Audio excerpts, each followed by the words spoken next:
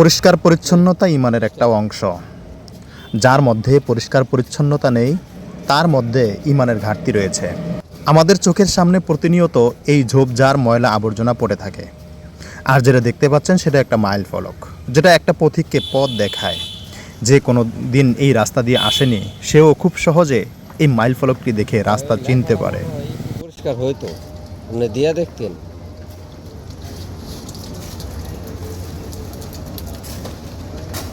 ভাই ওই গাজীপুরের মধ্যে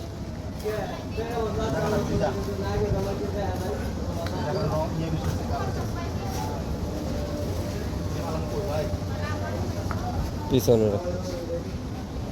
চিন্তায় পড়ে গেলাম।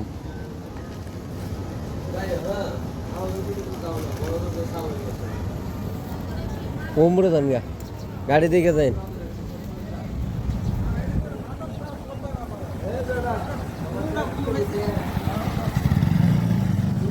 গুড। ওই পাশটাও দিবেন না একটু?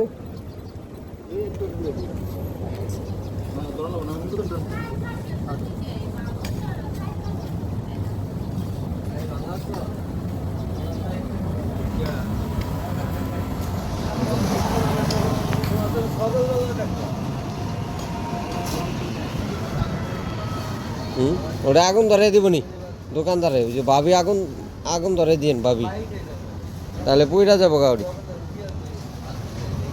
হ্যাঁ ওমর ভাই ক্লোজ দেন দেন, জ্বালান।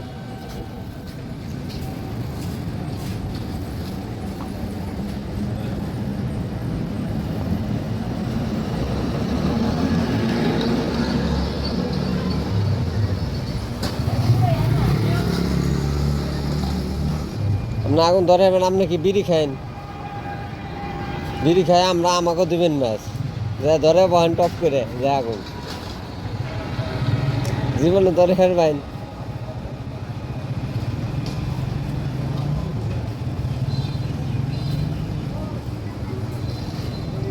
আর আমি চেষ্টা করেছি পথিককে সঠিকভাবে পথ দেখানোর জন্য এই মাইল ফলকটিকে দৃশ্যমান করতে।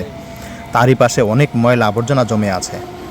পরিশেষে আমি সেগুলোকেও একত্রিত করে আগুন ধরিয়ে দিয়েছি যেন সেগুলো পুরো ছাই হয়ে যায়।